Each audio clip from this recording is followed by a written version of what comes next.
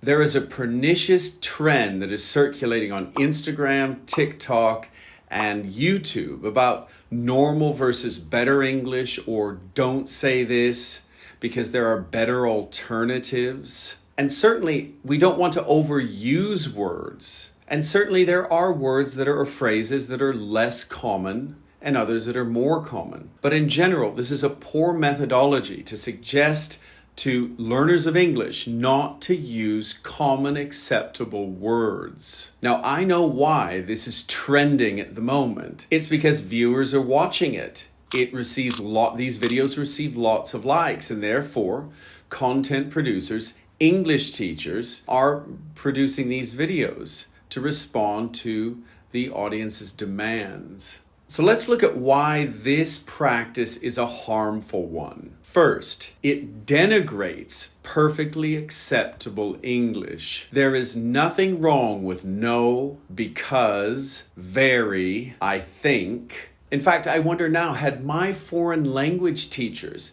admonished me to avoid using the equivalent of very in their language? So we have molto in Italian, muy in Spanish, sehr in German, bardzo in Polish, très in French, and очень in Russian.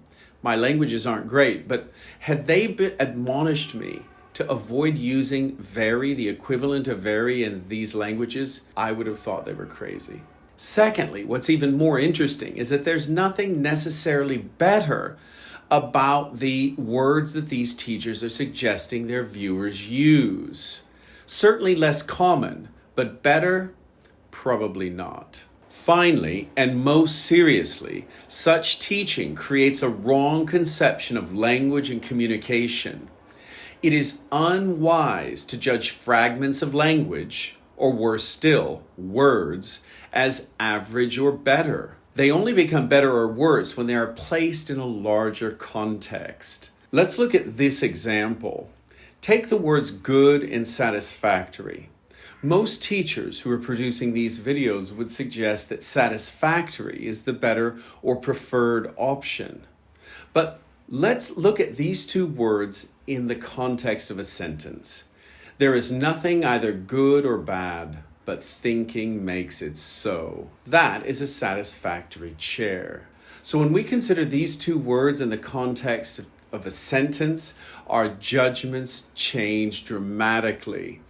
Good in this sentence is part of one of the most memorable sentences in the English language, produced by Shakespeare in the very well-known play Hamlet. And then in the second example, satisfactory is awkwardly placed ahead of chair.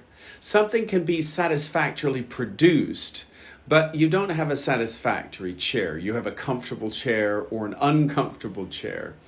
And so it's interesting here that good is part of a memorable sentence. And if we try to replace good with satisfactory, we end up with an awkward, unmemorable sentence.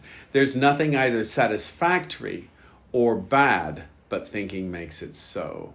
So what is the point in all of this? Standard English words by themselves aren't inherently better or worse than any other word. You must assess style or quality of word in context. So what now? If you're a teacher, I encourage you to avoid such teaching practices or such approaches to learning synonyms. If you're a student, beware of teachers who adopt this method and try to avoid it where possible. So how can we change this idea into something helpful and pedagogically sound? Use different terms. Formal versus informal. Common versus less common. These are helpful pieces of advice that can move the student along in their understanding of English. If you got to the end of this video and you're still listening, you must have liked it. So tell your friends about it, and I'll see you soon.